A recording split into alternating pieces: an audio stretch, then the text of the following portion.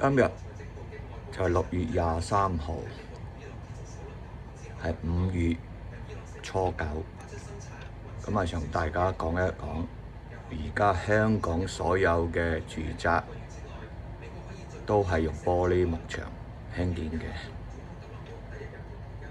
呢啲光嘅折射睇唔睇到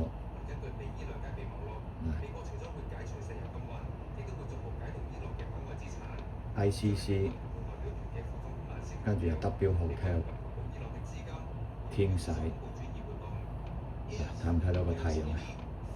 啲陽光咧，每日都係向呢個地方射過嚟，就同唔同季節都有關係嘅。睇唔睇到？咁而家人哋話咧，起玻璃幕牆係環保喎，預製件喎，MIC 喎，乜都係假嘅。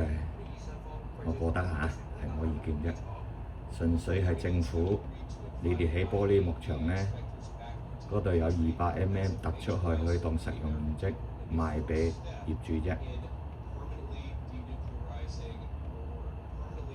好啦，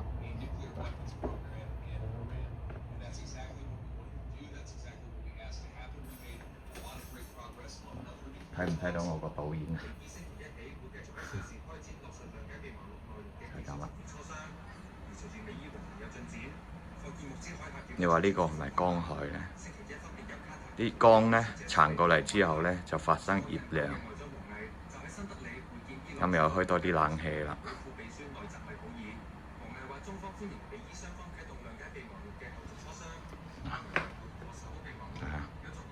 梳化都有，再轉過嚟。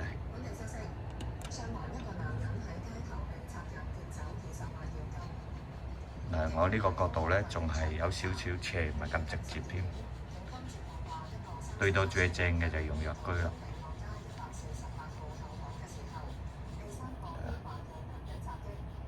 撐到啊！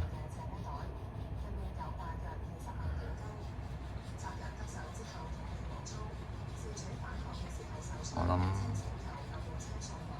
值得香港政府同埋市民思考下，住宅係咪應該用玻璃幕牆啦？W Hotel 呢就係2000年之後興建嘅，天璽天本身係服務式住宅，後來呢就攞嚟分層賣，到而家為止呢，根據地產代理講呢，發展商呢手上仲有啲樓嘅。睇下而家撐得幾犀利！我話冇戴有太陽眼鏡，哇就係頂唔順嘅。咁啊，呢個我認為呢個係光害啦。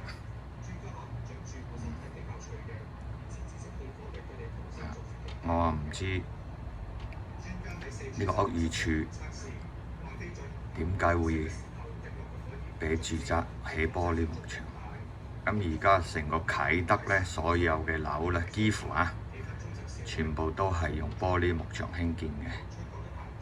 咁呢個玻璃幕牆興建嚟做住宅咧，